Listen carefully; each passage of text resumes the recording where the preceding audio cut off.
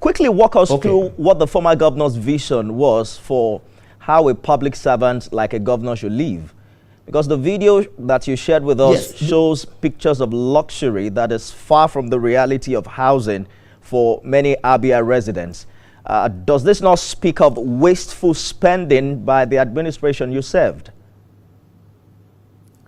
No, I laugh again. How can you talk about that? It's just like going to the White House and saying wasteful spending, or going to the villa and saying wasteful spending. The government house of a state, of a nation, is their legacy. It is the property. In Igbo land, we call it the Obi. That is the place where the entire state receives their visitors and do government business. It is a very serious environment. It is manicured in such a way that it represents the essence, the heritage of the entirety of over 4 million Abians.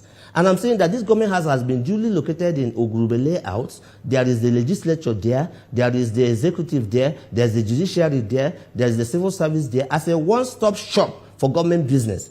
And that Governor Otti has committed this harakiri, this anathema, this unbelievable criminality of taking the entire Abia state to his private bedroom at Umvosi, 54 kilometers away.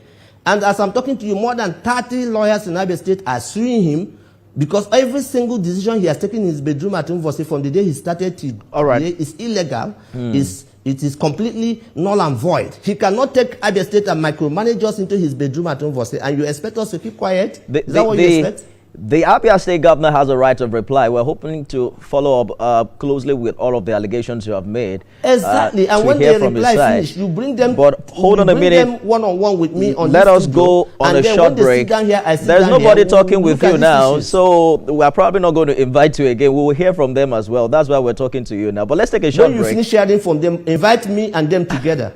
And we'll be right back with more. Stay with us, everyone.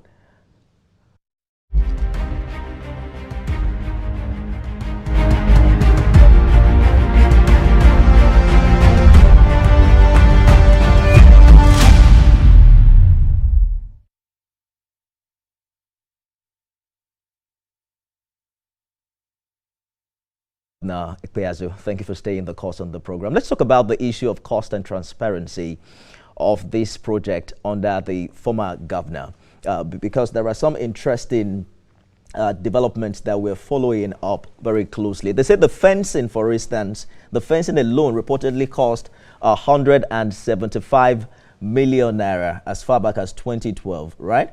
And that the full cost remains undisclosed. But it's estimated in billions. Why wasn't there full transparency and full disclosure in the project's budget?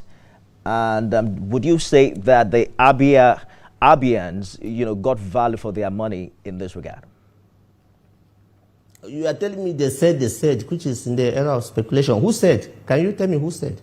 I'm asking you to give us your transparency report as regards a project that was executed under the former governor. Listen, if you look at Aso Rock Villa as we speak, as it is today, it is not exactly the way it was when Babangida was there, or when Abacha was there, or when Buhari was there. It's a progression. You locate Aso Rock, and successive presidents come and add up as they deem fit. Ogurube layout is a government business area. Ochendo located it.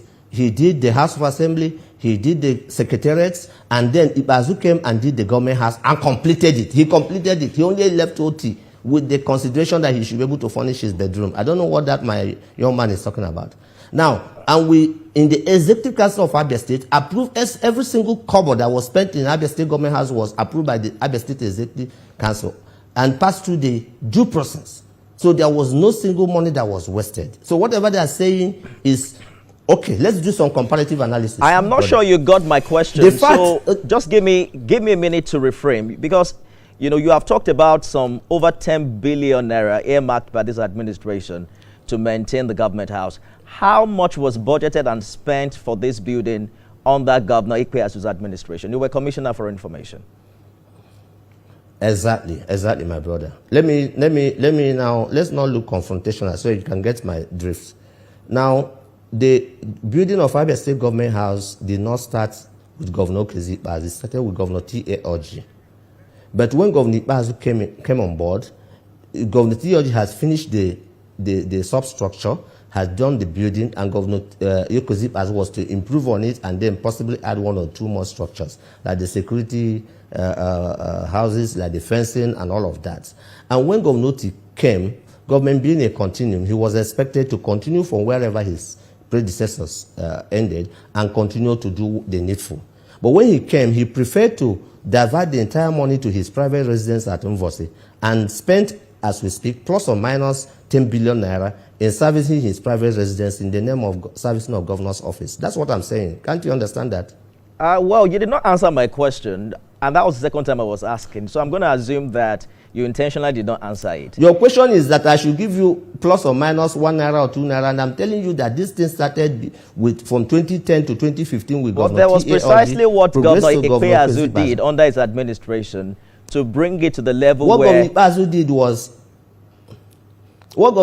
did was that when he came, Governor T.O.J. had completed the building, the roofing, and most of the structures that were required in that environment. So Governor Ikpeazu improved on it and then did the furnishing of the first floor, did the furnishing of the second floor, and in his own consideration, in his own magnanimity, thinking that he was doing what is rightful. A new governor is coming, a hostile governor, and he said, let's leave his bedroom for him to furnish to his own taste. And you're not privy to how much was spent to bring that building to a point where it was inaugurated a day before it left office. Were you not the one that said it was done on the 28th, it was commissioned on the 28th of May?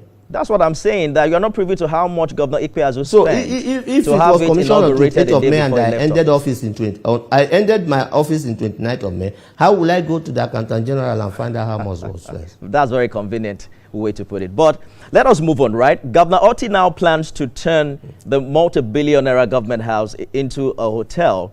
According to him, it is such that state resources don't go to waste. You don't think that's better than merely abandoning it? It's a gratuitous insult. He cannot do that. He doesn't even have the power to do that. We will sue him, and he can't do that. Governor, even if he thinks he's immune to issues that has to do with litigation, we will stop him from doing that because it is completely, let me use the word with a due apologies to all Nigerians. It is completely idiotic. How can you tell me that in a place where you already have it is important that you watch your language, right? So that we don't appear like we're abusing everyone. I will draw it with due respect. I will draw it with due respect. What I'm saying is that you cannot have an existing House of Assembly in Ogurube layout. You have the judiciary in Ogurube layout, and then you pull out the government house from Ogurube layout. That place is a 3-arm zone already made and already established for Abia State. As the seat of governance, as a one-stop shop for governance. So how can Governor Otti wake up one morning and pull it out and put a 5-star hotel?